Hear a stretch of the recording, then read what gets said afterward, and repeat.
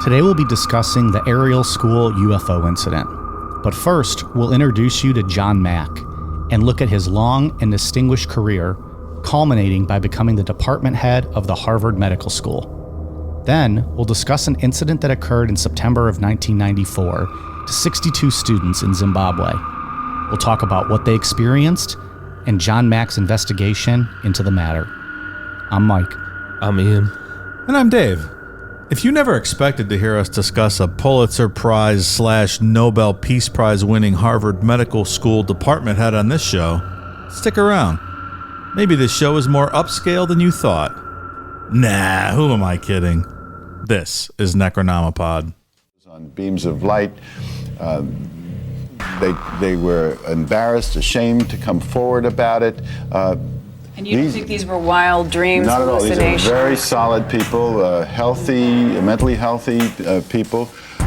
And the only thing I knew that behaves like that is real experience. This is not the way dreams behave. This is not the way mental illness behaves. It's not the way fantasy behaves. Some kind of real experience is occurring to these people. But if this is a real experience, that is some kind of entities, beings, intelligences are entering our world and affecting hundreds of thousands, perhaps millions of people according to polls, then this is something really worth looking at. So that's what I've been trying to do, is get people at least look at it, think about it. Well, so a couple things to talk about off the top here. I've seen or heard that there's been more and more comments and questions about people wanting to know how we all met, which I feel like is the most common question we get asked. Who's asking us? Like bail bondsmen? And, yeah, probably. Well, so my point is, I think it's time to refresh everybody who may not be in the know. Who would like to tell the story? Should I tell it? One of you guys want to tell it? Well, you guys met first. Mike and I were doing a bid 10 to 15 for armed robbery, and then no, that's not what happened. We were gangbanging. No, literally each other. These gangbangs in the cell. We were at the glory hole, and Ian brought his then girlfriend. So Dave and I met. We used to be direct neighbors, like literally lived next to each other. That's how we met. That's true. Became friends. And then Ian moved into our neighborhood down the road, and we met him through our. You lived right behind our friend Jared from Just Brew Coffee. Right. And he introduced you to us at like a hangout or something, like a neighborhood hangout. Yeah, when I met him, for some reason I brought up WWE. He was like, "Oh, there's this guy that lives down the road that loves WWE. He's got some replica belts and stuff." I'm like, "Oh, that's cool." Replica, pal. I won those Real shoot competitions.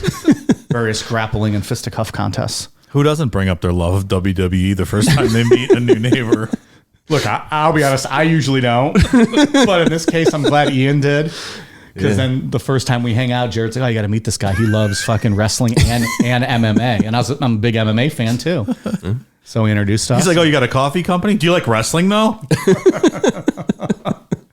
Yeah, Ian's like, "Big whoop. But what are your thoughts on Shawn Michaels' tights? What do you think about his match against Mankind at Mind Games in October of 1996? September of 1996, excuse me. I apologize to Mick Foley and Shawn Michaels for that era. So Ian and I met. We became friends and started hanging out quite a bit, watching wrestling, UFCs, drinking beers, getting stuck in snowstorms, raising all kinds of hell. And then I don't know. How did you guys actually meet? I think I was gone by then. We had moved out. You had enough of my hillbilly-ness living next door. And all the girls that come and go from my house. Like it's a pimp next door. I can't take all this. It's only a matter of time before my wife's over there. I got scared and I left town. No, but then we ended up moving back like a year later. And then you introduced me to Ian. Like, who's this guy with the hand tattoos, man? What's his deal? Who's this fucking guy? I think it was at like a UFC thing. Yeah, Mike's house. Yeah. And you're not, I mean, you'd be the first to admit you're not outwardly friendly. No, I'm meet not. New people, so I didn't have too much to say at first. I'm like, people usually think I'm an asshole. Because you're just a quiet guy. Yeah. And then, I'm kidding. I'm not really judgy like that. So I like the hand tattoos.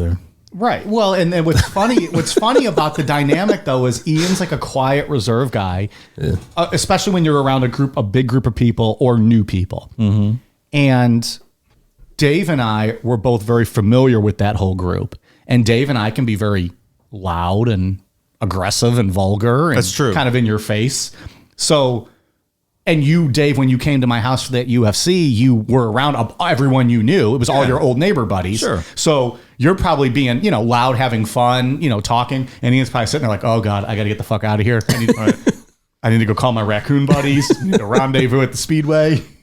But so I guess that's how we all met. And then, I was at Ian's house almost every weekend hanging out. We would watch some wrestling or UFCs, drink some beers. And he was eventually like, hey, I want to start this podcast. You want to come over and drink some beers and I'll tell you some stories? And I was like, fuck yeah. And then we recruited Dave from there to be the third.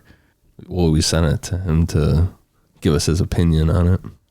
So, we recorded one, didn't we? Right, the one just that me and you. Just me and you, yeah. Like, I think you guys need my help here. I know what will fix this. Me. I will take 50%. You guys share the other 25. And I will help you make this podcast successful. And so that's how it all started. That's it. 3 years ago. And then now, Ian, you're still in that same neighborhood, same crib. Dave and I have both moved Dave and I now live, 10 or 11 houses away from each other. Something like that. In our own neighborhood. And, a 5-minute drive from Ian's house. So that's the story. That's the updated That's where story. we're at, yeah. Somebody mark this down. So if anyone else asks how we met, we can tell them it was the fucking Ariel School UFOs. I like the glory hole story much better, though. Maybe each time we answer this, we can come up with a whole new thing. We should. And just as a shoot, just tell it straight up. Being like, well, Dave and Ian, were at the gas station and both reached for the last vape pen or something. That's right. Touched hands. They both realized they were tatted up from wrist to shoulder. Dun, dun, dun, dun, dun, dun, dun. As a take my breath away moment. So, all right. Well, I hope that answers the question. Good story. Was it? It was all right. That's what it is. Yeah, that's the truth. So, hope you liked it. Not that exciting.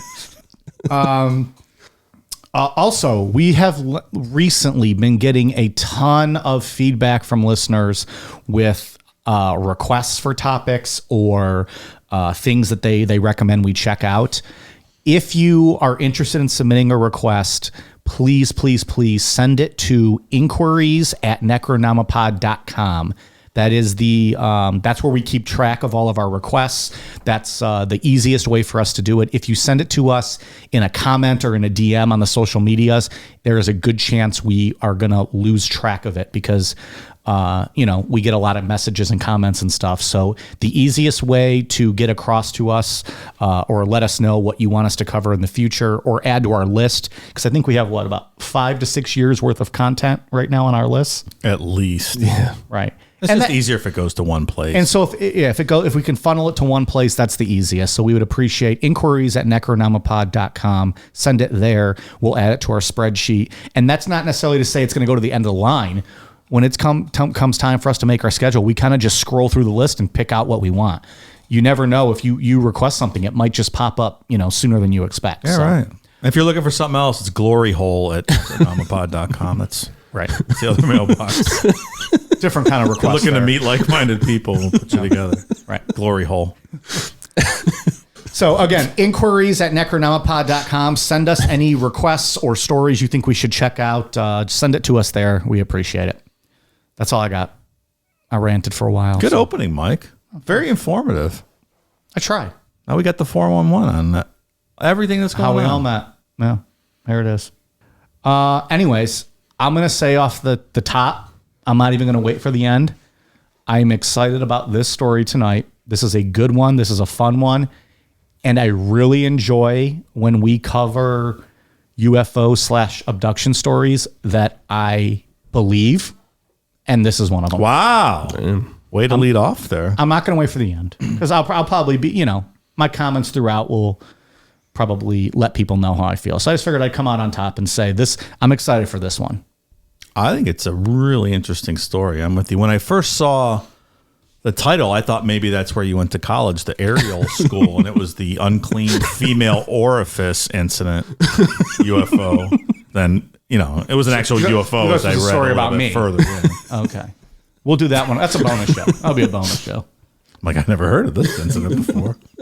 I don't know. This will be a cool one, yeah. Damn good one. And you have a very prominent, well-accredited individual who kind of puts it all on the line here in this story. And I don't know. That adds a lot to it for me.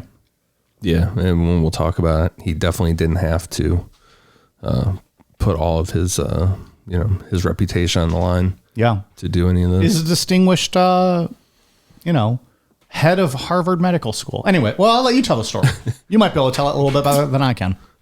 So the guy we were just talking about, this episode is almost as much about John E. Mack as it is about the Ariel School incident. John E., not Johnny. Right, John E. Got it. Period. It's clarifying. Mack. As it is about the Ariel School incident. Like Stanton Friedman or J. Allen Hynek, John Mack was the real deal. In 1977, he was awarded the Pulitzer Prize for his book titled A Prince of Our Disorder, which was a biography on Colonel Thomas Edward Lawrence. You know who that is? I looked at it briefly because I was going to bring it up, but I don't remember. So T.E. Lawrence of Arabia, who led in the Arab Revolt during World War I. Okay. Really interesting guy. I'm like, wait a minute, that name sounds familiar. If you've never seen the movie Lawrence of Arabia, really cool. That same year, he became the department head at Harvard Medical School, specializing in child psychiatry. A couple years later, in 1985, John Mack was one of the key speakers of a group that was aimed toward disarming nuclear weapons worldwide, and that group was given the Nobel Peace Prize. How many people have won the Pulitzer and Nobel Prize? It's probably not a very large group, right? I would imagine. It's going to be very small. Yeah. Super cool. Which, again, sets the stage for who this guy is. Yeah, this isn't... For what we're about to get into. This isn't just some Joe Schmo, I'm a scientist or I'm a professor, whatever. This guy comes with accreditation. It's not Billy Bob from Gulfstream, Florida. What was that guy's name? Rolling through the fucking bushes naked, shooting at the sky. Ed Walters. Well, yeah. It's a legitimate dude. Well, yeah, I would go as far to say more accomplished than Stanton Friedman or J. Allen Hynek. And not to take anything away from them. Those are astrophysicists and nuclear physicists. Yeah. But John Mack is... Pulitzer Prize, Nobel Peace Prize. He is by far the most, I think, distinguished and accredited that we've ever discussed in an alien episode. This guy has a lot to lose, given what we're going to talk about. He's almost to Philip Klass's level as far as being a great person. Almost, though, but almost. Not quite, right? Ian's nemesis, Philip Klass. Get him all fired up. It's like, what was the triple threat cage match I brought up the one day? It was us three in a Hell in a Cell against Philip Klass, Keith Raniere, and who was his nemesis? Who's my nemesis? I can't remember. Makes two of us. I just remember I said, do Philip Klass off the top of the Hell in the Cell like Mick Foley. Oh, boy. In the late 80s, John Mack met Bud Hopkins. Bud Hopkins is another classic character in the world of UFOs. He was a regular on Coast to Coast. Bud Hopkins does not have any credits. He's an artist turned UFO investigator. Bud will be a future episode, but he really brought the alien abduction phenomena to the mainstream world, specifically in two books he published in the 80s, Missing Time and Intruders. John said after meeting Bud, quote, "I assume that both he and his subjects must be mentally disturbed, for the phenomena lies outside the range of realities that are possible in the Western world view." So it kind of goes back to the mainstream view of people who've suffered this sort of, abduction, right? You're crazy. Yeah. It's kind of like where Mike's disparaging views on Betty Hill originate, from that same twisted, terrible mindset. She was a crack whore. So offensive. John Mack went on to say, quote, "Little by little, I got drawn into this, and I was referred to cases. By the beginning of June of 1990, I had worked with approximately 55 individuals, 41 of whom fulfilled the strict criteria for an abduction case, which include being taken by strange humanoid creatures into an enclosure, a UFO, and subjected to a variety of procedures. My cases included children as young as 2 years old. The oldest person is 57. It struck me how ordinary these people are. I have housewives, clerks, prison guards, a chef, and a Boston restaurant. There have been numerous psychological studies of these individuals. None has discovered any psychopathology in great degree that could account for the experience. That says a lot. Dave, how far from Boston were you born? I don't know, 10, 15 miles. I was born in Methuen, Massachusetts. So Maybe you knew this guy. This chef. Maybe you knew. Maybe your parents knew him. It's possible. I really missed out on that cool accent though, because I moved here when I was. It's not cool, man. I think Boston it's cool. and New York accents, I can't. I like New York accents. I can't do them. I like the Boston accent. I find both of them more obnoxious than the Southern accent. Really? And that's a big surprise coming from like a NASCAR fan, but I can't do that. I think those accents are so awful. I feel like I could have been in Good Will Hunting if I would have been born with that accent. I mean, right now you're already a better actor than Ben Affleck. So just you and Matt Damon go make some good shit. You would be a better Batman, Dave, than Ben Affleck. Really? Just your fucking like salt and pepper beard hanging out of the Batman thing. I'd fucking watch that. Like you got a little bit of that beer gut hanging out. Like that's my Batman. Fuck yeah. I don't think I ever even watched the Ben Affleck Batman. No, who would? I didn't. Why the I don't fuck wanna would see anybody that. do that ever? He was in the Batman versus Superman one too. I didn't watch that either. I would rather watch the fucking Twilight Batman than fucking Ben Affleck Batman. It's supposed to be real good. The Twilight one. Yeah. Can you imagine like a side by side? Here we go, Twilight again. Can you Robert imagine Pattinson, they can't do anything else. a side by side of Christian Bale like method acting as like Bruce Wayne Batman next to like fucking Dave as Bruce Wayne Batman? Oh, good for you. Like, look at this fucking Batman. Is he ever sober? Does he just drink whiskey all day? You like fucking grab the Joker by the collar. He's like, why is there whiskey on your breath? Fuck you. Throw him over, whatever Batman does. I'm eating a Big Mac. I'm like, how's your can of tuna and an apple, Christian Bale? You fuck. Fucking Big Mac sauce dripping down the front of the Batman costume. What is it? Alfred's like, dude, you gotta stop. Our dry cleaning bill is getting out of hand here. Can't fit in your fucking suit anymore. Fucking Batmobile's littered with like fish fillet, sandwich, McRib, cartons. John Mack started using hypnotic regression to pull out memories of what happened during missing time that his subjects encountered. What he found was very similar to Barney Hill. These people were absolutely terrified describing what happened to them. He also noted that the pictures drawn under hypnosis of who was abducting the subjects would create that terrified response from other subjects. John said, quote, "The response struck me as something that could only occur if something real and not imaginary had happened to them. Dreams do not work like that. People do not respond to another's dreams that way. So something in me said there is something going on here that I do not understand." So showing the drawings of one abductee to another, and they're like, yeah, that's it. Yeah, like scare, like Yeah. like that's why I said Barney Hill. Remember how he was screaming on his on the hypnosis tapes? That's the kind of response that John Mack was getting. It's crazy when it's just happening consistently.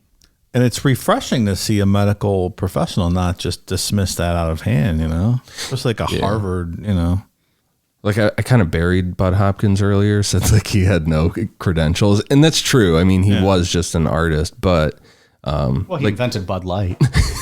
his first book, Missing Time, was a really good case study on the abduction phenomena, and him and John Mack got along really well, and Look, people become experts in different ways. I mean, he was always on Coast to Coast too. I don't remember that name. Yeah, Okay. with art. Some of those cohorts of John Mack at Harvard Medical School should maybe take the same view of Eastern medicine and not dismiss it out of hand. Like, they're prone to. Perhaps. John Mack eventually found a pattern with these subjects in regard to information they were given during the abductions. Almost always the abductee was warned of environmental disasters that would be caused by humans, like change the way you're living or you're going to destroy the planet. He found that a lot of them were shown visions of destroyed areas hit with nuclear weapons or polluted water and air, with life struggling to survive. Then, after the abductee has been shown these visions over multiple abductions, they form a bond or like a sense of love with the beings that are abducting them. They're terrified of the way their abductors look physically, but they have this spiritual awakening that almost always leads to the abductee leaving their old life and job behind to pursue environmental activism. Wow. Like, I was going to question why would they, I guess, abduct these just ordinary citizens and not more prominent people who are actually in a position to take action on these sorts of things, reflecting or, affecting climate change. Like Billy Bob from Southern Ohio is not getting us into the Paris Climate Agreement. But if they actually do go out and change their life and like pursue this course of action as their career, maybe that makes sense. These are the little people, the ones who are going to causing the damage. Grassroots effort. Right, not the one changing the laws, the one that just changed their day-to-day lives. Yeah. But also, why are they doing that? Why do the aliens give a shit? That's the unexplained phenomenon. Right. Yeah. Why is that what they're doing with these people? Well, if it's interdimensional, technically they would be living right next to us. We just can't see them because our brains cannot process it. So they have something to gain by the planet living longer, being around longer. The way I understand it, yeah. I mean, they just haven't evolved. They're more evolved than us, and they have a higher purpose and actually care about humanity. But can you imagine, like, if we figured that out, we'd be like, no, we're not going to fucking tell anyone else. Like, I don't give a shit about you. Like, we are a shit race of people here on this planet. Like, we're not going to go fucking help other people. Like, why? What? I was just watching the finale of Seinfeld, The Good Samaritan Law. Like, what? That's a law? Like, you don't go fucking help someone. Like, who cares? They're laughing at him. He's getting carjacked. That fat guy. It's ridiculous. But yeah, I think the story leads to interdimensional stuff as well. But it's interesting. If that's what it is, then is that their motivation, the aliens, for coming here and telling people, like, hey, straighten the fuck up. You're going to kill your planet. That is the most common theme across all alien abductions almost. Is pollution and nuclear war. Yeah, is that you're ruining the planet. And there's the other things with like the sexual tests and all that kind of shit that we've talked about. But even in those ones, there's always this theme of you're destroying the planet. This is what's going to happen. Not telling people how to fix it. There's never any... At least as far as I've read, there's never anything like saying, here's how you can fix the problem. It's just that the way you're going in life, you are going to... Early warning system. It's like a paranormal version of a fable, Dave. I could get behind that, yeah. Something like that. Yet you believe these ones, not those ones. These have actual eyewitnesses. I agree. I agree. Just want to be on record. I agree. Hey, I believe in Aesop's fables, okay?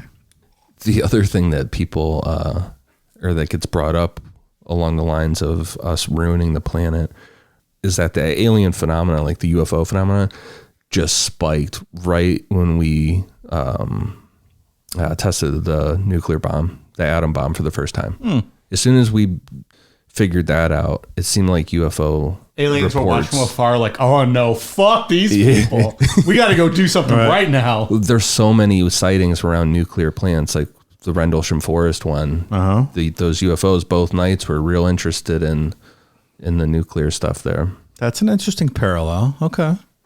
The thing about climate change is we're never going to destroy the planet. I mean, we're going to destroy ourselves. The planet will be fine. It'll come back. Like, it's the people.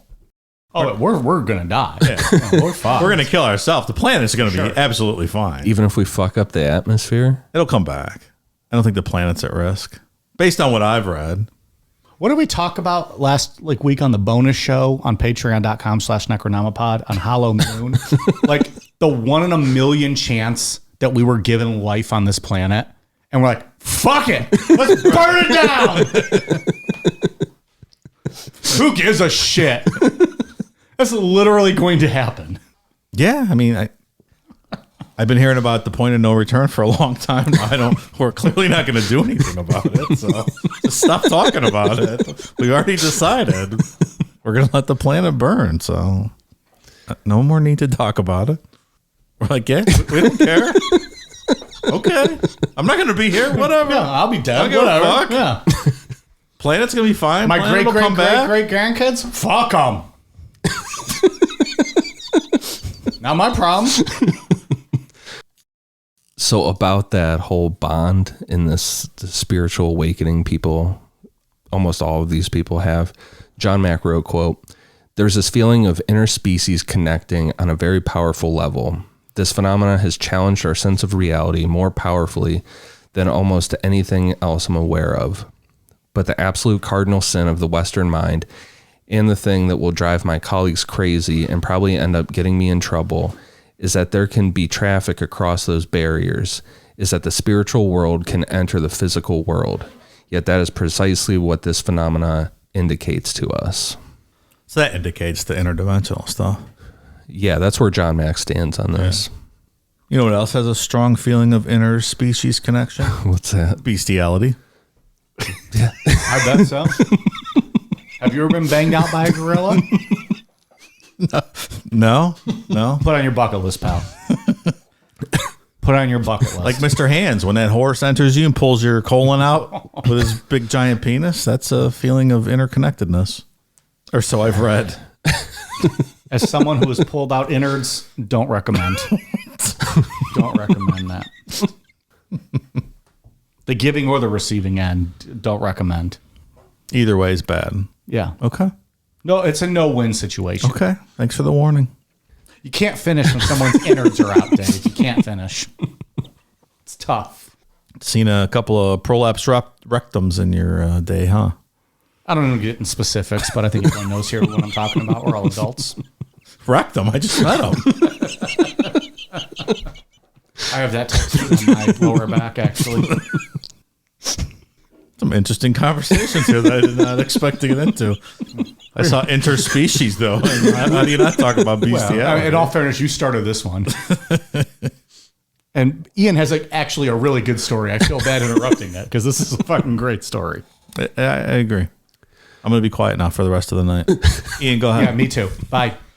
John Mack's research in the abduction phenomenon took him all over the world, but his most famous case was in 1994 with the Ariel School incident in Ruwa, Zimbabwe.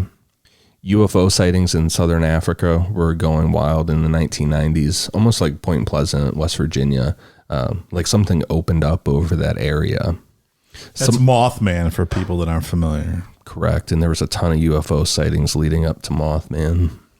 Some of the notable sightings that get brought up leading to the school incident: April 7th, 1991, at 11:15 p.m., a UFO very similar to the Phoenix Lights was seen hovering in the sky by multiple people.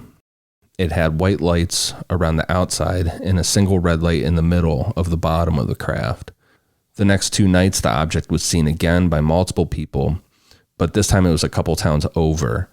It was always moving slowly or just hovering, and it was just like it was gradually checking out a pretty large portion of South Africa. South Africa, Nelson Mandela, alive in 1991, yes or no? Yes. Of course. Till 2013 he was alive. Mandela effect. Stop it. More on that on patreon.com/Necronomipod.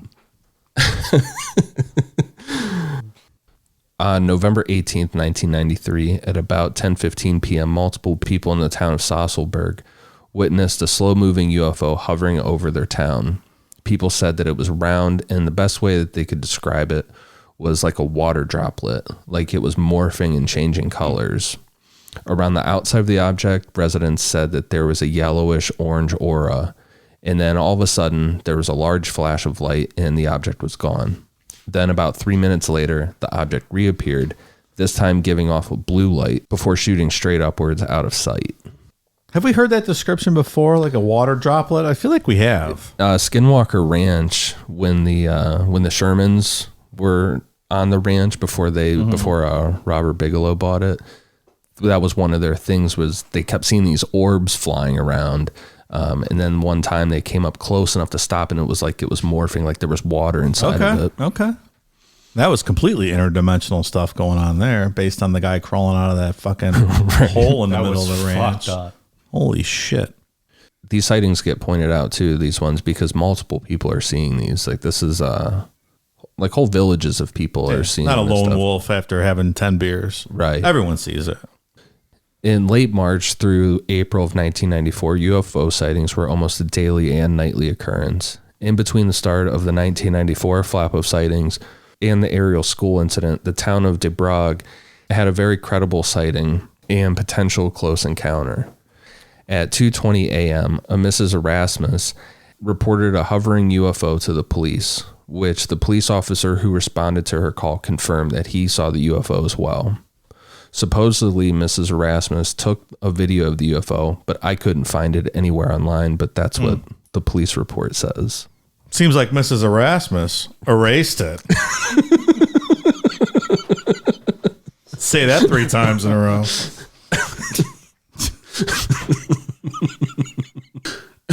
So stupid. About 6 hours later in Coligny, a farmer named Jan Pinar encountered a landed UFO that blocked the road for close to 5 minutes. This was a rural back road, so there weren't any other witnesses, but Jan said that his truck engine cut off and he felt like he was stuck in that spot until the UFO took off.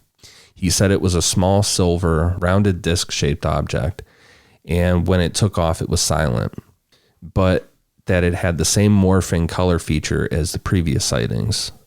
The police were called out, and they were able to verify that the ground was burnt in the area where Jan said the UFO was. So felt like he was stuck, meaning he physically couldn't move. Right, like he was paralyzed.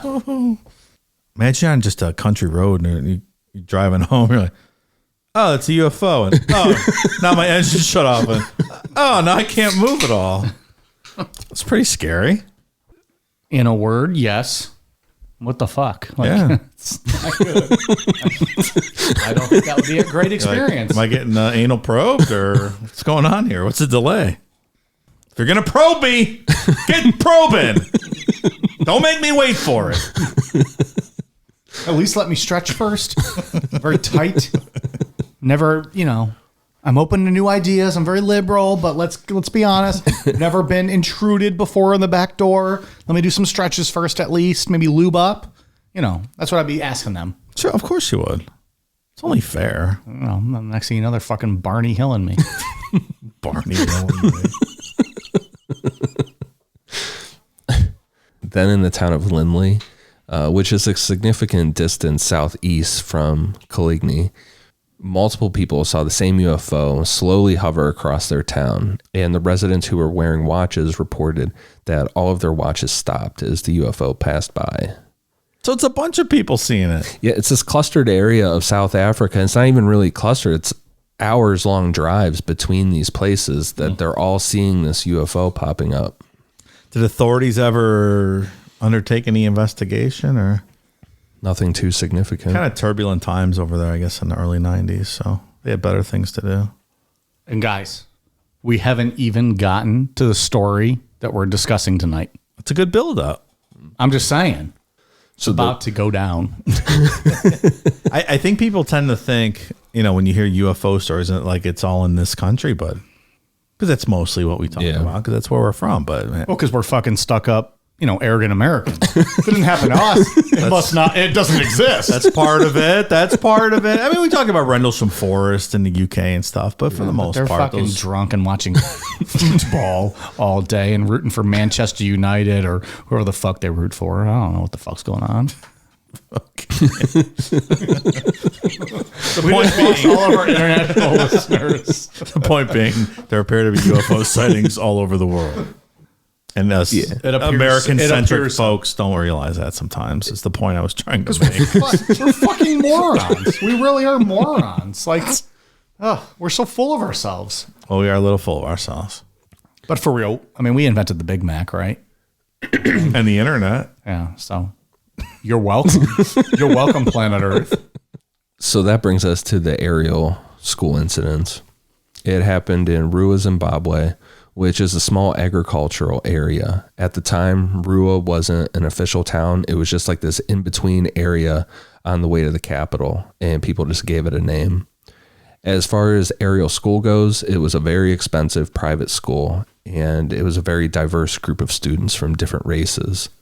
But these were all, it was not, I wouldn't say boarding school, but it was very strict, everything perfect. Okay. Well, Mike and I can relate. We went to a very expensive high school. Very exclusive. A humble brag over here. This guy. I'm in public school like a plebe. Yeah. Your city couldn't even afford ovens to cook their pizzas. That's right. No. This is how everyone eats pizza. Here, it's a Lunchable with just everything thrown on fucking top of a fucking stale cracker.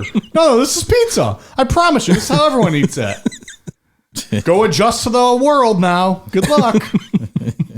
Society welcomes you. Now this guy fucking is hanging out with raccoons at 2 in the morning. I'm just saying. Are you saying that the people in Steubenville aren't prepared for the outside world because of their pizza taste? Look, have you been to Steubenville? I have been to Steubenville. Do you think they're prepared for the outside world? Point taken. I love how we just sit here and look at Ian and make fun of Steubenville where he's from. Like, we don't care. You guys associate me with it too much, too hard. It's not like that. Oh, you mean like being associated with country music, pal? That I don't even fucking listen to? And you guys associate me to that? Yeah, welcome to the club. Maybe we get Tracy Lords on the show someday talking about Steubenville. Is there enough there to cover for? I just want to talk to Tracy Lords. I don't know. All right. Bring some pizza, but That's right. we'll cook it in Dave's oven, and then we'll bring it down here and eat. So the incident itself happened around 10 a.m. on September 16th, 1994, when 62 students ages 6 to 12 years old were outside for like a mid-morning recess. The whole encounter lasted 15 minutes, and afterwards the kids came running back to the school in a mass panic, to which the teachers thought that they were pulling a prank or something. That night, the kids went home and told their parents about what they had seen, which resulted in the parents contacting the school the next day for an explanation as to what happened. South African investigator Cynthia Hind heard through the grapevine that a bunch of kids saw something unbelievable. It was a UFO with occupants that came out of the craft and approached them. Word of Cynthia's investigation made its way to John Mack, and in November of 1994, John Mack and anthropologist Dominique Kalomanopoulos flew to Ruwa to officially document the case for John's research. This podcast is sponsored by BetterHelp Online Therapy. Relationships can take work, especially the most important one you can have in your life, your relationship with yourself. A lot of us will drop anything to go help someone we care about. We'll go out of our way to treat other people well. But how often do we give ourselves the same treatment? Whether it be exercising, putting down your phone for a while, having a chat with a close friend, or just simply taking a nap, we need to make sure we're taking care of ourselves just as you would take care of a friend. And with that in mind, this month, BetterHelp Online Therapy wants to remind you that you matter just as much as everyone else does, and therapy is a great way to make sure you show up for yourself. Your mental health should be taken seriously. Nothing can cripple your day or stunt your motivation more than feeling depressed, anxious, or sad. We all have a lot to deal with in our daily lives, be it the struggles of work, keeping food on your table, or even paying the bills. Your mental health is one area that you shouldn't have to worry about. Whether life currently has you down or you're feeling unfulfilled, we're all experiencing our own form of strain on our mental health. And for that, BetterHelp is here for us. BetterHelp is online therapy that offers video, phone, and even live chat sessions with your therapist, so you don't have to see anyone on camera if you don't want to. It's much more affordable than in-person therapy, and you could be matched with a therapist in under 48 hours. This podcast is sponsored by BetterHelp, and Necronomipod listeners get 10% off their first month at betterhelp.com/necro. So give it a try and see why over 2 million people have used BetterHelp Online Therapy. Again, that's BetterHelp, HELP.com/necro. That's BetterHelp.com/necro. And thanks to BetterHelp for sponsoring today's podcast. John and Dominique spent 2 full days at the school, and they interviewed 50 out of the 62 children who were witnesses. They recorded the conversations and had the children draw pictures. What John Mack found pretty quick was that there was a strong consistency with the children's accounts. The UFO was drawn and described as a large silver disc with bright lights and a red strip around it. Also, some of the children said that there were smaller silver balls that came down as well.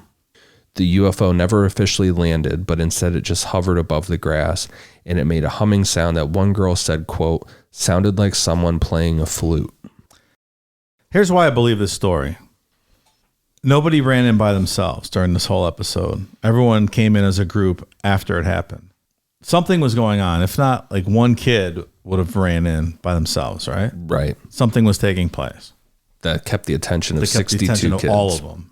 And even if they were scared, like there would have been one scared kid, right? That would have ran back to the school if there weren't other forces at play here keeping them there. That's why I believe this story. Yeah. Oh, some of them said that they felt like they were in a trance, like they were stuck. Right. It's a good point. That's where I'm at right now. My mind might change. That's where I'm at right now. I think I made it very clear. My mind is not changing. As far as the beings are concerned, some of the children said that there was one being, while others said that there were 2. John Mack chalked this up to some of the children being so focused on one of them, on one of the beings, that they didn't notice the other one. Look, you've seen one alien, you've seen them all, am I right? The descriptions were pretty much unanimous. They were wearing tight black suits. They were thin, had small slits for a mouth, no nose, just small nostrils and large eyes. And no clits. You sure about that? From my research, I had read that there was no clits found. I didn't realize you did additional research on this. It's consistent with any living form that has ever touched base on Earth. Understood. The kid said that the eyes stood out the most. And this is all interesting, at least to me, that it all lines back up with Barney Hill's account. The tight black suits, thin lips, no nose, just the nostrils, and that the eyes were so pronounced. I think it was Voldemort. Sounds like it was Voldemort. Yeah, like if Voldemort had huge eyes. Sorry, he who shall not be named. Sorry. I named him. I know he's not supposed to be named. I apologize. I just think it's funny because of the Office reference with the beach games, right? Isn't Jim name his team Voldemort? Oh, yeah. Oh, yeah. It's like, shh, you can't say that name. So these are not the typical grays. Yeah. Close. Yeah, they're probably, I mean, what Okay, they've so it's described the is pretty grays. much, yeah, they're small. And I don't think these kids were privy to Barney Hill's, description. Or Maybe Benny Hill too. None of the hills. None of the hills. So they said the eyes were what stood out the most. And one of the kids said, quote, the eyes, like rugby balls, it was all black, but the pupils were white. He looked at me and gave me the creeps. Yeah, understandable. Regarding communication, the children seemed to be describing telepathic communication, but they didn't describe a voice. They described it like an idea popped into their heads. One girl said, quote, what I thought was they were telling us that the world is going to end because we don't look after the planet properly. I just felt all horrible inside. All the trees will just go down and there will be no more air and people will be dying. He never said anything. It's just the eyes. He was interested. Again, is this the right audience for this message? I don't know. Or is it kind of a Lady of Fatima thing? Like, is that where the Virgin Mary appeared to the girl in Fatima and kind of she helped get the message out to the world? Is that Start with the maybe kids what they're before looking they're for? broken by the system. Yeah. Or is it just whatever's... do they just slip through wherever? You know what I mean? Or the least threatening people. Or maybe there is no intended person. They just slip Whoever through. they find. Yeah. That's what's wild about this stuff, because who knows? Right. Yeah. That's what makes it so crazy. Because the thing about abductions and stuff, there's no specific, reason why people are abducted. I think the ones that aren't credible, the ones that are really wild, they have that stuff where people have said like, oh, I've been abducted since I was a kid, and this this was the reason. Billy Meyer type shit. Right. There's no reason to grab Barney and Betty Hill on their way home from New Hampshire, wherever it was. Yeah, I think it might just be like opportunity. Mm-hmm. Well, it's also safe to say these kids weren't on a 5-day coke bender like other people we've discussed in the past. One of my goals in life that I've kind of given myself for these past few years is to get Angela Hill and you in a room together at the same time. She's too afraid. So we can talk this out. I think she's too afraid. She knows I have 3 world title belts at my house. You want some? Come get some. Quote, The Rock. I agree, though. I think maybe they pop through where they can. You read enough science fiction, novels, whatever. Like it's not exact science. Right. So maybe they're trying to get here and they go on missions and they pop through. Like you said, it's like, oh, here's 62. Here's 62 humans. Yeah, right. Let's go get them. Yeah. Who knows? They're our size. Perfect. Yeah, and I don't know. I mean, people that are abducted multiple times. That's a lot of what John Mack, the people that John Mack interviewed. It was like a multiple time issue. Like it happened to them every couple months or something. And maybe they, that's what implants or things like that are for. They just kind of like a homing beacon so they can come back again. Yeah. And they just, I think there's I can't remember. Maybe it was Jack Valet compared it to like when we go out and tag a bear or some type of an animal. That makes sense to me. Or maybe those people that are most receptive to the message or to being visited again. By that point though, why has Ian not been abducted once yet? The man is fucking waiting. It's also another goal I've set for myself in the past couple of years is for Ian to be abducted and anally probed. So Mike to get his ass whooped by Angela Hill and Ian to get abducted and anally probed. Yeah. And you want to play Batman. Yeah, my goal. I'm going to start making that a thing. I want Dave Namapod for Batman. My goal is to go to Japan and eat sushi. Well, maybe as Batman. Your goals are different than mine. Yeah. Well, no, pal. I've never said I have a goal of getting the shit kicked out of me by Angela Hill. Jacques Vallée, he describes it as imagine a bear in the wild and then a black helicopter comes up or, where someone's flying a helicopter over, tags it and then, flies away. How would that bear describe that to other bears? This big black thing all of a sudden hit me and I passed out. Like it wouldn't be able to describe it. And all the other bears would probably think it's crazy. Yeah. It makes complete sense. Yeah. Absolutely. So I have an audio clip that I found. I found the audio clip after I finished writing the outline. So some of the quotes I just read are going to be in this audio clip, but it's a 5-minute clip of what's out there from John Mack's interview with the kids. And then there's John Mack giving some notes at the end of it as well. 5 minutes. That's enough for each of us to drink a beer, right? Yeah. 2 of them if we shotgun. Better open up a fresh one. Here we go. Something scared you, is that right? Yes. What scared you? The noise. What noise? The noise that we heard in the air. You heard a noise in the Yes. air? What was it like? Like a roar or a buzz or a hum or what kind of a noise? It was like someone was blowing a flute. It was scary myself. It was scary because you saw something yourself? Yes. I saw a little object hovering. It was quite big actually, and then there was little ones all around it. We saw something silver, and then we quickly ran to the logs, and we saw a silver thing, and we saw a man standing next to it. What did it feel like when he was looking at you? I felt scared. It felt scared? What was scary about it? Well, I felt scared because I've never seen such a person like that before. Did you see the eyes? What did they look like? They were going like that. Where was the pointy part? Was the pointy part in here or was the pointy part out there? Up there. And What was the feeling when you looked at the eyes? It was scary. And what scary? Why? What made it scary? The eyes looked evil. Evil. And what was evil about them? Say what you mean by evil.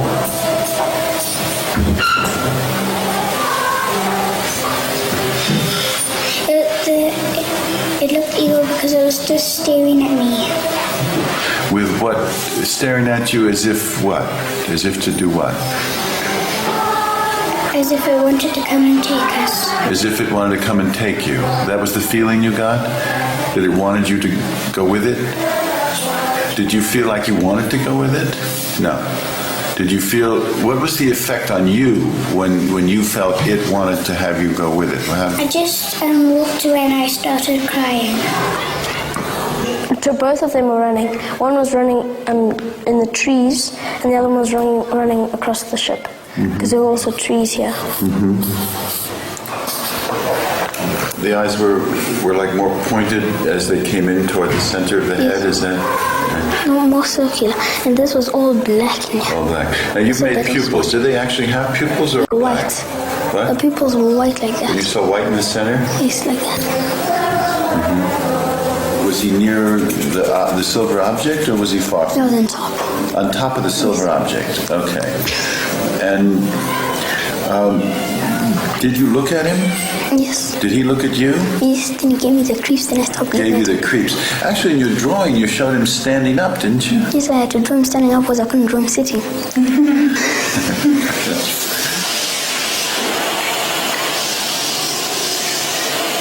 What I thought was maybe the world's going to end. Maybe they're telling us the world's going to end.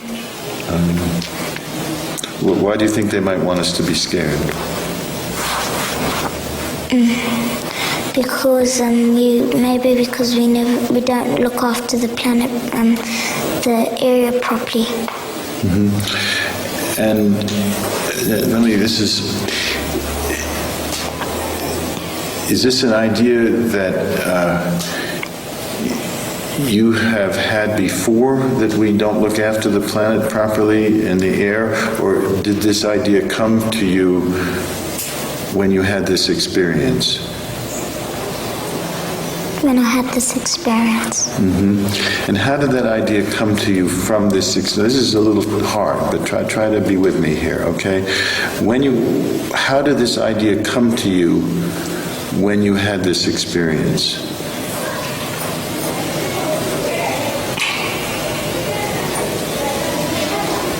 I just felt all horrible inside. You felt horrible. At what point did you feel that? When you saw the craft, or when you got home at night? Or when I got home. You had that horrible feeling when you got home? Yes. And say more about that horrible feeling, Lisa. What was it like? It was like in the world, all the trees will just go down and there will be no air and people will be dying. And those thoughts came to you. Had you had those thoughts before this experience? No. No.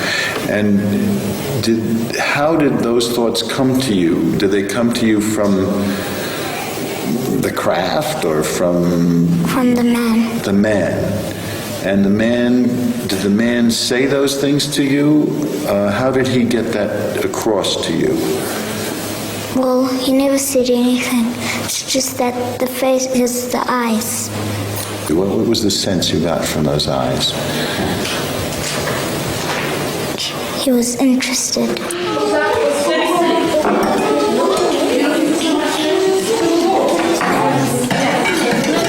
They describe these experiences or these events like a person talks about something that has happened to them. And when you're talking with a psychotic who's telling you something and it's a delusion and you feel that it really didn't happen, I can tell. I mean, I know this is something that a person wants me to believe, or they're frightened, or they're distorting reality in some way. There's nothing like that here. These are people of sound mind, by and large, telling me something that's they know that I might think they're crazy, and so they're a little concerned about telling me, and they're very full of questioning themselves and doubt, and I mean and then they describe something very real and intense, a light or something happened to their body, or it's the whole quality of the way they talk about it is the way a person talks about experience that happened to them. There's something to be said about the hillbillies, the people we make fun of that claim they see UFOs, that claim they see aliens. These are just kids describing an experience they had. With no motive to make anything up. Right. I don't know. It's fascinating. It's believable. And very believable. Couldn't the choir take 5-minute break at that first clip when he was talking to her? Get you to another room, maybe? But yeah, completely believable. Like, you don't think kids are telling the story thinking, oh, I'm going to make a fucking buck off of this. Like, I can't wait to write that book. These are just little kids telling their stories. Mm-hmm. It's not something I don't think a 6-year-old, somewhere between 6 and 12 are going to be concerned with the world coming to an end because of, pollution and things like that. Unless they had just watched a documentary about climate change or something in school. But you can't hold together this group lie like that. Right. Somebody would have, told the truth. But I mean, they hold this better together than the adults that try to pull this shit off. Yeah, exactly. And these are fucking little kids. The other thing that was pointed out, who love to tattletale on each other, for the record. Right. And yet there's none of that. Right. The other thing that was pointed out was that none of them said the alien. They just called him a man. They labeled him they labeled the alien, the being, as having a gender, like it was a person, and they stuck to that. I guess that's significant.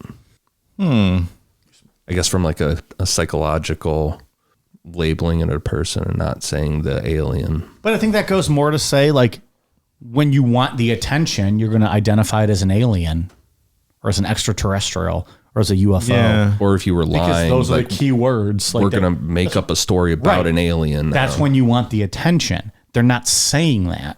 I don't think these kids are saying this for attention. Mm-hmm. I believe this story. Any hoodles. Like we said earlier, John Mack was the department head of Harvard Medical School regarding child psychiatry.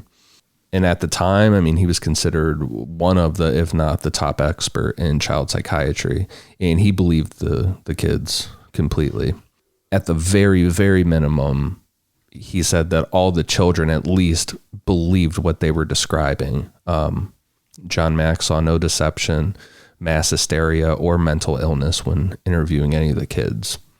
Like you guys both talked about, the kids never gained anything financially or anything like that from the incident. And their stories stayed the same. In the age of the internet, a bunch of them have been tracked down for interviews. Some of them said that they grew from the incident, like they took the aliens' advice, while others were still terrified and said the whole thing just kind of ruined their lives. One of the witnesses, Emily Trim, gave an interview in 2015 where she said, quote, "We heard a high-pitched frequency sound and we saw a flash and a craft. It's really hard to describe time at this point.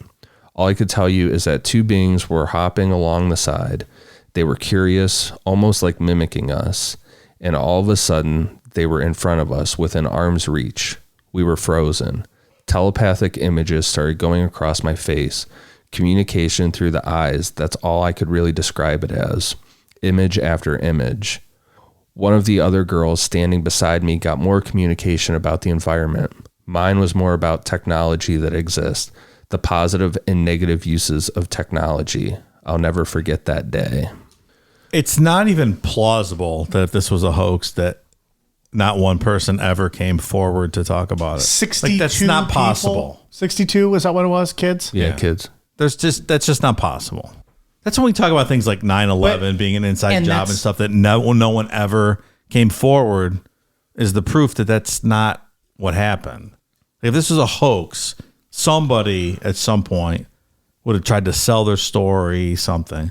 The fact that no one's ever done that's not possible. And what gets me even more so is that that's the the footnote of the reasoning why you would believe it. You have the department head of Harvard Medical who specializes in child psychiatry. Yeah, sure. Who is putting his entire life, his work, his reputation on the line, saying, I believe this story, what they're telling me. That is the expert of all experts has been brought in to talk to these kids and is saying they're not lying about, or at least they believe what they saw. Yeah. And he interviewed almost every one of them. Yeah, I mean, almost every one of them. Unless MK Ultra was there, the CIA was giving them acid, and they legitimately were hallucinating and thought they saw that. Yeah, I don't see another explanation here.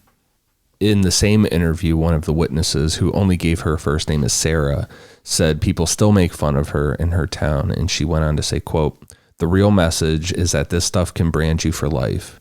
It undermined John Mack's credibility, became this huge unending thing for others, and it certainly fucked me up. I mean, try telling people that you live in a permanent fear of these things returning one day. Try telling them that you can actually sense when they're back in our atmosphere. They'll think you're a kook." So it's two parallel or, two opposite ends of the outcome here. Mm-hmm. Some people have been able to talk about it more and be positive, and others are terrified them. And it's a shame that some people feel this ruin their lives, because that's what discredits all the other stories. When you have people that might have legitimate stories that don't share it because of the people that make up this shit, and that you look at as like, oh, they're a fucking moron, because that's the stigma that then goes around with actually having an experience and telling your story. Yeah. Guys like Billy Meyer. Yeah. Ed Walters. Right. If the government was really hiding knowledge of UFOs, they have to love guys like Billy Meyer, Ed Walters, because they're doing the job for them as far as disinformation is concerned. Right. Who was, I ask this all the time, Fire in the Sky? Travis Walton. We all believe that one, I think, right? That was the last time we all agreed. I think so. I think on a UFO alien story. I mean, I believe that one. They passed the big thing with that was you can't trust lie detector test as far as, a one-off, but they all passed multiple ones from different machines. And so it's like, which also says something. Yeah. Like what's you don't have the to chances? Trust them, but they all passed it still. Right. Eventually you would think one would fail. Yeah. Yeah. And I'm not saying you should still use that in court, right, but they still all passed it. Yeah, if you take it 20 times and you pass it 20 times, chances are you're telling the truth. And again, you believed at least what you believe what you're saying. Yeah, right. And that was a group of 5 or 6 guys. This is 62 kids, and they interviewed 52 of them, whatever you said, 50 some of them. It's unreal.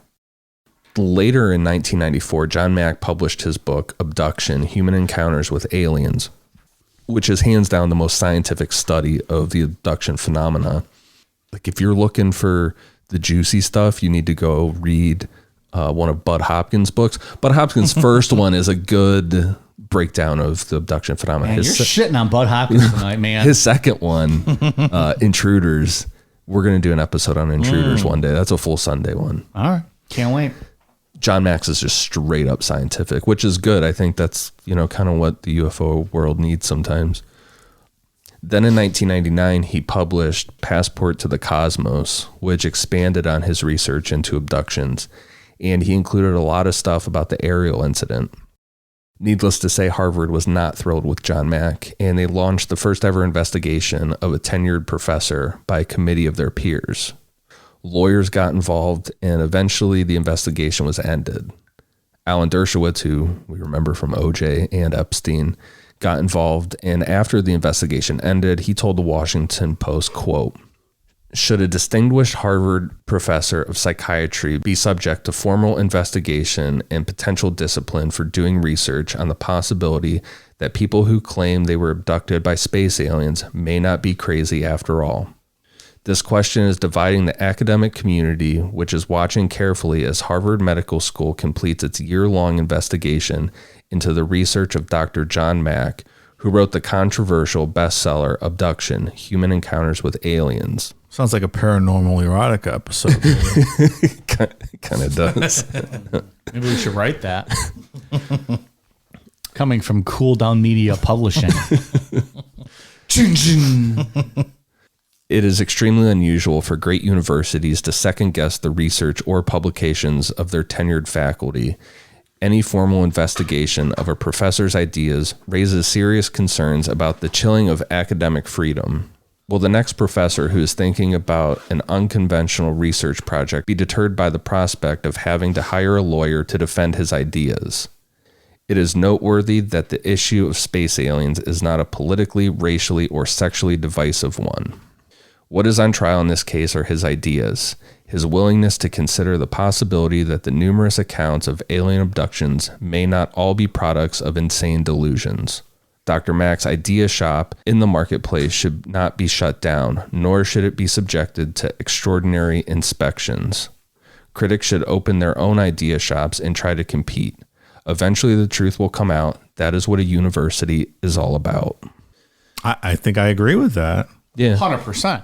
I mean, there's nothing crazy. He's not fucking his students like some other Harvard department heads are, I assume, right? Well, This is again, I just go back to the guy he is. Like, this is a reputable human being. More reputable than any of us fucking three drunks will ever be. Right. And he is just looking into this story, talking to kids as a world-renowned child psychiatrist and saying, you know what? There might be fucking something here. That's And some now- villainizing there with no legitimate reason. Right. Like, he's just exploring what they're saying and trying to learn. it was a really weird investigation too, because it was a secret one. He wasn't even told about it. It had been going on for a couple months before he found out. And that's when he lawyered up and Alan Dershowitz got involved. Yeah. And Dershowitz went on to say, I also don't think it's fair that an esteemed member of the O.J. Simpson legal defense team who got O.J. off of those murder charges be alleged to have fucked underage girls on Epstein's private island. That also is uncalled for. And I paraphrased there. It was something along those lines. Completely uncalled for. Allegedly. Almost the exact same thing. Huh? yeah, I mean, say what you will about Alan Dershowitz. Like, based on that quote, he's a good lawyer and everything else we've talked about with him. He may have Well, I mean, been, he probably is a damn good lawyer. Oh, yeah, for sure. He wouldn't be But- on Epstein's island if he wasn't. But in all fairness, like in Yep. this case, like we said, he's fucking right, I Yeah. think.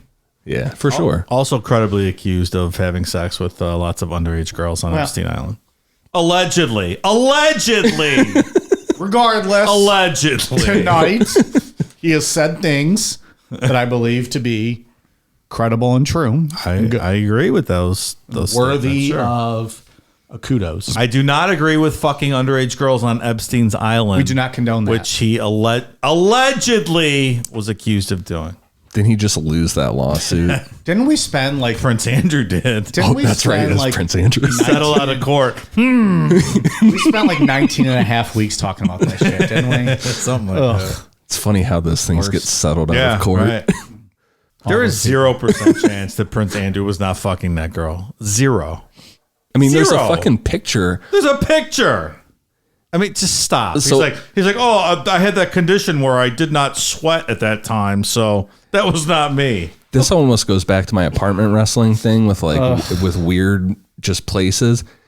These motherfuckers are so incredibly rich, and he's a prince, and they're in some regular ass apartment. He's not in that regular apartment to just hang out. Right. You don't know. He's a regular guy. Yeah, is he? I don't know. No, probably not. This is a piece of shit. But I don't want to talk about it anymore. 16-year-olds, that's where you go. That wherever he That was. guy can yeah. fuck any adult woman in the UK that he wants. Yeah, exactly. Not in the United States. though. We have standards here. It's ridiculous. It's just, that guy's ridiculous. Maybe your first mission as Batman, Dave, should be to take care of him. Set him straight. Think so?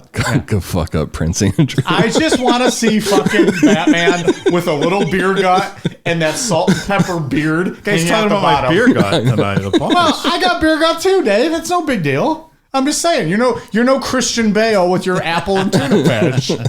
You have your diet of your sushi, and you like to fucking have your pulled pork. I like to eat. You like to eat. You like to drink some alcohols. I like to drink. You do alcohols, you do food, and you got your beard. And I just think it'd be the best Batman ever to just go fucking hang Prince Andrew over a fucking I'll do it. building. Tell us the truth, or just give me a fucking beer. I'm Fat Man. They stripped him of his military commission, right? I can get to him now. He's got no protection. I think the royal family is probably fucking fed up with him. They stripped him of his commission. You climb those walls and you're just like, hold on. Batman. Exactly right. Where's Meghan Markle? Fucking Canada? Oh, fuck this. I'm out of here. On Monday, September 27th, 2004, John Mack was in London giving a lecture to the Thomas Edward Lawrence Society. From all his work in abductions, John Mack became very environmentally conscious, and he was walking home from the event. At 11:25 p.m., John was hit by a drunk driver and died shortly after. A lot of his research is locked away in an archive controlled by his family, and hopefully it gets released someday, but we have 2 awesome books on abductions and the possibility of reality being very thin, a bunch of recorded lectures that are cool, and he was on Art Bell, or he was on Coast to Coast a couple times. All right. Do we think Harvard assassinated him? There's people that say that. Do they?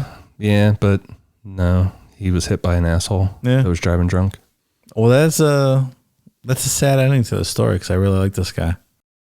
This story very much reminded me of the Casablanca entities.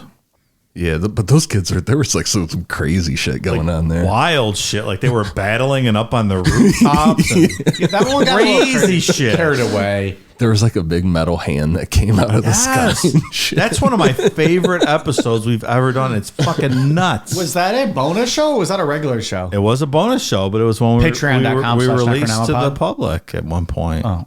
Or available on any of your It's out podcast there. feeds. Yeah, it's out there. If you Google Casablanca entities, Necronomipod shows the first thing We that are shows literally up. the first Google search. That story which is so incredible. cool. How did 3 fucking drunk asses stumble backwards into being the first Google search for Casablanca entities? Apparently, we're the worldwide expert on the Casablanca entities. If there's ever a History Channel show or something, they're going to call us first, right? Yeah. Well, I'll be there. Sure. Casablanca entities expert. And I'm just going to sit behind him with like an Austin 316 shirt and be like, yeah, he's right. This was true. Can confirm. That's what this reminded me of. I don't know why, but I 100% believe this story. There's absolutely I do too. no reason to push back on the authenticity of this. It's super cool. I don't think story. we've had a more credible person vouch for a UFO story, in my opinion, than this. Yeah, I agree with you. Really cool. I 100% believe this story. Me too, obviously. Obviously. Can you imagine if you and I both did and he didn't? You guys are fucking idiots. I made this whole story up. It doesn't even exist. John Mack, not a person. It just made him up. I mean, he would have 100% fooled me. I'd be like, oh, fuck. I mean, I just read the notes you sent me. I didn't do extra research. I just read what you gave me. There's a short part at the end of The Phenomenon, that newer UFO documentary that I came still have out. not watched that, yeah. They do a short bit on this at the end of it, and they talk to some of the kids out there growing up. But they also talk to I think she's called the headmaster, whoever the head of the school was, and she was really upset and said she regretted just acting like the kids were full of shit and kind of shutting the whole thing down. Like once she realized it was, they weren't lying. Like she believed them, right? She said that she believed them right off the bat, but she didn't want any like the stigma of what was going on. You know who was the headmaster at Mike's school? Mike. I was the head masturbator. female faces. That what makes two of us, Mike. Thanks for that. I'm glad we're on the same page. All right, I don't know. This good story. I like this one. Yeah. I believe it. This is crazy. I like the parallels with Barney Hill too, with the eyes in his hypnosis stuff. Yeah, he that was when he got really scared and stuff. He was talking about their eyes. That's what scared him the most. They seem pretty scary to me. At one point, he said like he felt like its eyes were pushing into his brain or into his head. I would not like that. Nope, it doesn't sound fun. Not a fan of that happening to me. Nope. I don't know. Any other final thoughts? Like I think we all kind of agree, right? Like I believe this 100%. Yeah, I think the interdimensional thing is absolutely probably what is taking place. And boy, I would love to see it. Please visit me. I was kind of like, for a split second there when I was reading, because I read some of Passport to the Cosmos over again for this. Yeah. And then I read a little bit of Bud Hopkins' book, Intruders. Yeah. And I was like, well, I'm going to save this because this is a Sunday show. But for a split second, I'm like, maybe I don't want to be like, have a close encounter. Maybe I could just see a UFO, but maybe I don't want that. Really the encounter could ruin your life. Yeah. Because then, like, if people don't believe you, you're an outcast. Like, you're just looked at as like or you know. In the book Abductions, because John Mack believes all the people that he interviews for his 2 books, he fully believes their stories. A lot of those people are pretty scared. Kind of fucked up their lives. Yeah, you don't want that. You don't want that. Don't want to be taken against my will. From the outside, it sounds cool, like, oh, you can be abducted. But then what would that really be like afterwards? I don't want to be abducted. I don't want the Barney Hill special. Like I want, but even I want this where I see him in the schoolyard and they just talk to you. They trance me a little bit and tell me that Yeah, but aren't you the same guy? World. You want the black-eyed children to come into your house too. I think the black-eyed children would be really interesting. But you don't think about the after effects of what's going to happen from that. No, you know why? Because I don't really believe in it. I don't believe in God. I don't believe in afterlife. And just the fact that I want to see something that makes me believe in something else. But you do believe in aliens, I'm all right? for it. Yeah, but I want to know 100%. You want to see it. I want to see it. You want one thing to be proof that you're like, here it is. Yes. I believe this now because it happened. There's one thing I want to see before I go, and that is aliens or interdimensional contact or whatever it is. But don't let black-eyed kids into your house. I will invite them in for tea time. You should not. Maybe I'll have them on the patio, the back patio at least. Don't let them in your house. I will invite them in immediately. No fear. You and Ian both, I think. I don't know if I would invite them in, but I would be interested to talk to them. Oh yeah. No. At least see it. Yeah. That might be the one thing out of all these fucking shows that we talked about. Like, that's the one thing I would love to see is the black-eyed kids. At your own fucking house. Yes, 100%. Hell no. Hell no. Fuck off. I absolutely want to see that. No way. Because if it is true, like, you don't want that shit. Why? They didn't hurt anyone. Stop it. They just fucked around in your house and left. Nope. Yeah. They didn't do anything bad. No part of that. The one story where the lady let them in, right? Weren't they hanging out for a while and like lights started flickering and they said like their parents were here or something? Yeah. They just like left and I gotta go. There was no tracks in the snow, nothing. It was just like they were gone. I want to see that. I don't want that at all. Oh, 100%. I would rather see an alien 100 times over than that. Just something out of this, we've been talking. I do agree. Yeah. It'd be cool to see something out of the ordinary. The stuff we've talked about so far, like Mothman, Injured Cold, the stuff that I believe, Men in Black, whatever. Just once. I don't want the Barney Hill treatment, like you said. That's terrifying. Yeah, I don't want an abduction story. Absolutely not. I just want to be convinced that it's all real. Yeah. Because I think when people say they don't believe in alien, I just think it's such a short-sighted. But people think that about us with ghost stories, though. Because none of us believe in ghosts, and they think we're short-sighted on that. Yeah, I get that point of view. But there's a difference. There's a difference. I keep my mind open. I think believing in ghosts means believing in an afterlife, and believing in aliens means you'd think there's other life forms out there, which is 100% plausible.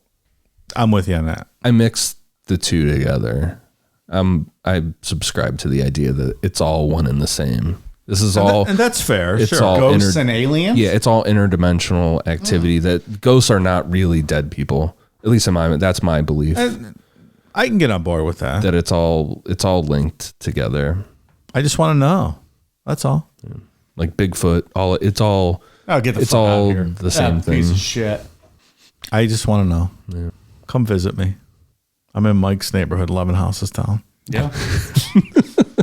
I might be walking home later today. Someone come visit me. I'll fucking see a ship floating overhead. No one will believe me. And I of course, won't reach for my iPhone because nobody ever does when that happens. I would literally be jumping out of my skin if black-eyed kids came to my door. I'd be so excited. That would be the wildest fucking shit I'm going to go fucking pay some kids in town to wear black eye contacts and show up at his door. I don't even know what I'd do. It would be fucking wild. Hello, sir. Please let us in. We can't find our family. Please. May we make a phone call? And just see what he does. The whole thing There's about... like, yeah, come on in. We'll eat some sushi. It's coming. Oh, eat some sushi. Go ahead. I'm sorry. The whole thing about the men in black and whatever just being like one thing off and not understanding exactly how this world functions, I think is one of the most interesting things we've ever talked about. Like, I love that stuff. It's very creepy. And I would love to see it. I Even believe- the and I Unsolved believe it. I Mysteries believe that shows stuff too. where they, did the recreation, whatever. It's just so creepy. So you think the black-eyed kids are like the children of Men in Black type? I don't thing, know. or It just like- it seems related somehow. it might be. But just that not quite fitting into this dimension and being a little bit off so everything doesn't make sense to you. Right. Is so creepy to me. I would just love to see that. It's the uncanny valley, which is super fucking interesting. What's that? I can't remember the scientist or doctor's name, but it's basically a chart, and it's based on like how we react to like artificial intelligence or something. Mm-hmm. And what he found was like there's this huge dip at a certain percentage or a certain point where we get creeped out by like a doll or Right. something like that. And that huge dip where we start to get creeped out, he called it the uncanny valley. It's very interesting. But there's some stuff where I see like a robot, like just slightly off. I'm like, yeah, there's something creepy about that. And right. that's the uncanny valley. Okay. I'll have to look into that more. Bottom line, black-eyed kids, welcome at Casa Dave. Namapod. Casa Dave Namapods. All right. I'll take some grays. They can warn me about the way I'm living. From the inside And I would out. ask they all just leave me alone. Thank you. I respect you, and please respect my privacy. All right, so we got into all the final thoughts, I guess, right? I think so. All right. Yeah. I love this story. Great story. Good story. I believe it. I think it's rare that all three of us believe a crazy story kind of like this, but there's just too much that makes sense. You got 52 kids telling the same story. You got a Harvard professor who specializes in child psychiatry that says these kids believe what they saw. Yeah, look, we've done bullshit stories before. This one is highly credible. Yeah. Or the others have not. Who the fuck are us to argue with a Harvard professor? Yeah, exactly. His first book, Abductions, is really good. Like he goes, when I said like he goes around the world, he for real goes around the world and he talks to, different tribes and tribal leaders about like their beliefs and things like that. And, people that, some of those tribes saying that we came from, our ancestors are from the stars and shit. And the book is really interesting. So it's worth checking out. Okay. All right. Also, we mentioned at the top of the show, we gave when we were talking about how we were meeting, we gave a shout out to our friend Jared and Christy at Just Brew Coffee. Just want to give a quick shout out to them. Check out their coffee at youjustbrew.com if you're interested. Fantastic coffee. It's very good, delicious. And without them, there would be no Necronomipod. So It's probably true. You probably owe them at least an order or two if you listen to the show. So, check them out at You Just Brew. That's YOU justbrew.com. They roast it. You just brew it. Why wouldn't you? If you listen to some earlier episodes, there's all kinds of ads in there for them. Anyways, shout out to Jared and Christy. Up your standards. What was it? Raise your standards. Raise your glass. Raise your standard. Raise your standard. I forget what the ad was. Something like that. Well, thanks for butchering it, pal. YouJustBrew.com. YOU justbrew.com. I have a birthday shout out for Erin. Happy birthday, Erin. Erin is up in Methuen, Mass, town I was born in. So I wanted to give her a happy birthday shout out. We also got some Patreon shout outs. Thank you very much to new patrons Gigi, Orlando Ortiz, Daniel Jones, Gia Sinkay, Haley Spitz, Marcus, Courtney Stamneys, Tabby Humphreys, Mike Oxlong, Brandon. Is it? Of course it is. Of course it is, Dave.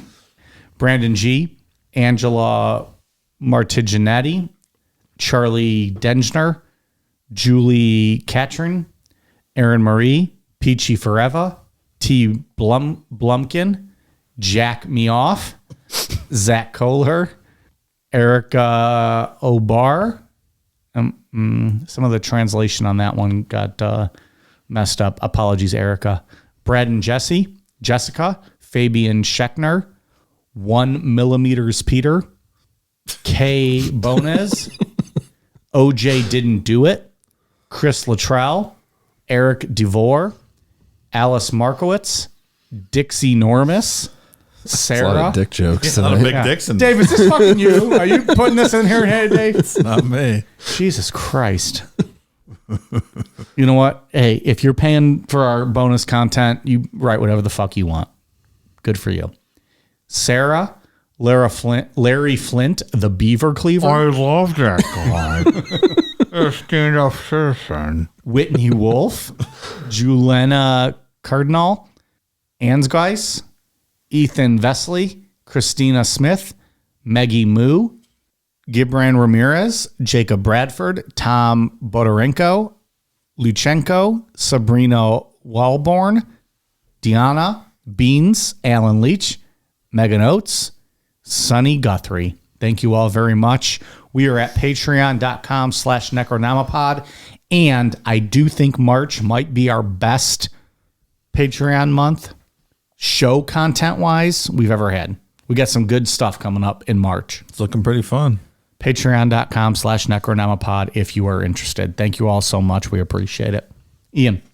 For iTunes, I just have one for hashtag My Opinion Matters. I might have read that last week too, but I don't know. I think your opinion still matters this week. Yeah, I think I read that last week, but thank you for the awesome reviews or review.